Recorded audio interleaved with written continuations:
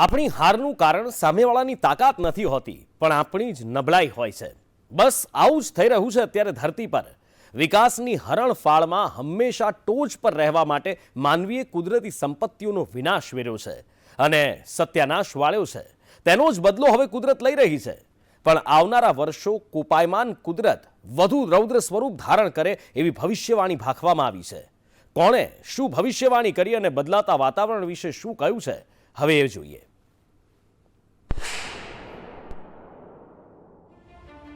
વધી ગયું પાપ, ભોગવવું પડશે પરિણામ, કેમ કે કુદરત થઈ છે કોપાયમાન। ચોમાસામાં જળ તાંડવ, ઉનાળે અગન વર્ષા, પૃથ્વીનો નકશો બદલવા આગળ વધી રહી છે આફત। વધશે જળસ્તર, વધશે ગરમીનો પ્રકોપ, આફતો લઈને આવશે આવનારો સમય। થોડા દિવસો પહેલા અમે આપને ભવિષ્યમાં ભૂસાતા માનવીના અસ્તિત્વથી વાકેફ કર્યા હતા, કેમ કે ત્યારે વિશ્વની સૌથી પ્રતિષ્ઠિત સંસ્થા નાસાનો દાવો હતો કે માનવી સુધરવાનું નામ નહીં લે તો 8 દાયકા બાદ દેશના 12 શહેરોમાં 3 ફૂટ સુધી સમુદ્રના પાણી ધસી આવશે, જેમાં ભાવનગર, કોચ્ચી, મોરમુગાવ, ઓખા, કંડલા, તુતિકોરીન, પારાદીપ, મુંબઈ, મેંગલોર, ચેન્નઈ, વિશાખાપટ્ટનમ અને કિડરોપોરનો સમાવેશ થાય છે। ત્યારે આજે ક્લાઇમેટ ચેન્જને લઈને સામે આવેલ વધુ એક રિપોર્ટે તો ફાળ જ પાડી દીધી છે, કેમ કે રિપોર્ટમાં દાવો કરાયો છે કે 30 વર્ષમાં વધતા તાપમાન અને તેજ ગરમ પવનોને કારણે ભયંકર દુષ્કાળ પડી શકે છે। આ સાથે ખેતી માટે જરૂરી પાણી પણ જોખમમાં છે। આવા હવામાન પરિવર્તનથી જંગલોમાં આગ લાગવાના બનાવો તો વધશે જ, પરંતુ માનવ જીવન માટે પણ ખતરો બની રહેશે, જે ભારતની ચિંતામાં વધારો કરી રહ્યું છે। રોમમાં શનિવારથી શરૂ થઈ રહેલી 16મી G20 સમિટ પહેલા જળવાયુ પરિવર્તન સાથે જોડાયેલા એક રિપોર્ટે સમગ્ર વિશ્વને વિચારવા માટે મજબૂર કરી દીધું છે। સંશોધન સંસ્થા CMCC એટલે કે યુરો મેડિટેરેનિયન સેન્ટર ફોર ક્લાઇમેટ ચેન્જના 40થી વધુ વૈજ્ઞાનિકોનું કહેવું છે કે જો કાર્બન ઉત્સર્જન આવી જ રીતે રહેશે તો વર્ષ 2036 થી 2065 સુધીમાં ગરમી 25 ગણી વધી જશે, સાથે તાપમાનમાં પણ 4 ડિગ્રીનો વધારો નોંધાશે।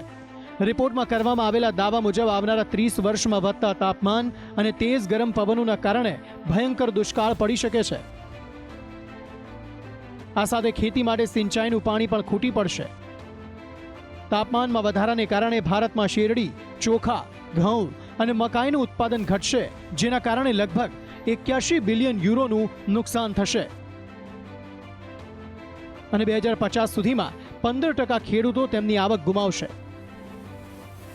જો આ સ્થિતિ આવી રીતે ચાલુ રહી તો 2050 સુધીમાં ખેતી માટે પાણીની માંગમાં 29%નો વધારો થશે, જેની સીધી અસર ઉપજ પર જોવા મળશે। હવામાન પરિવર્તનથી જંગલમાં આગ લાગવાની ઘટનાઓ તો વધશે જ, પરંતુ માનવ જીવન માટે પણ ખતરો રહેશે। એટલું જ નહીં, દેશમાં અત્યારે 13 લાખ લોકો પૂરના ભય હેઠળ જીવી રહ્યા છે, પરંતુ 2050માં આ ખતરો 1,80,00,000 લોકોના માથે મંડરાશે। ઉલ્લેખનીય છે કે G20 દેશો પર જળવાયુ પરિવર્તનની અસર પહેલાથી જ જોવા મળી રહી છે। છેલ્લા 20 વર્ષોમાં G20 દેશોમાં ગરમીથી થતા મૃત્યુમાં 15%નો વધારો થયો છે, તો જંગલોમાં લાગેલી આગથી એટલા મોટા વિસ્તારને નુકસાન થયું છે કે લગભગ 1.5 કેનેડાને આવરી શકે છે। જો કાર્બન ઉત્સર્જન વધવાનું ચાલુ રહેશે તો ભારતમાં સ્થિતિ વધુ વિકટ બનશે। જળવાયુ પરિવર્તન માનવ જીવનના તમામ પાસાઓને અસર કરી રહ્યું છે, પછી તે વ્યક્તિનું આરોગ્ય હોય, ખેતી હોય કે ખાદ્ય પુરવઠો હોય। ત્યારે G20 દેશોએ અત્યારથી જ આ તમામ પરિસ્થિતિઓને સુધારવા માટે નક્કર પગલાં ભરવા પડશે।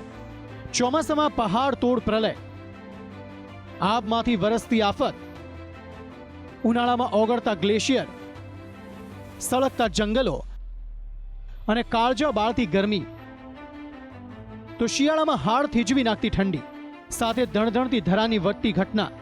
ધરતી પર વધતી કુદરતી હોનારતો પણ આ સંસાધનોની વાતોમાં ક્યાંક ને ક્યાંક ટાપસી પુરાવતા હોય તેવું લાગી રહ્યું છે, પરંતુ માનવી માટે બરબાદી નોતરતા ભંખાતા ભવિષ્યોના આવા રિપોર્ટ કોઈ એક દેશ કે દેશવાસીઓ માટે જ નહીં, પરંતુ સમગ્ર માનવજાત માટે ખતરારૂપ સાબિત થઈ શકે છે।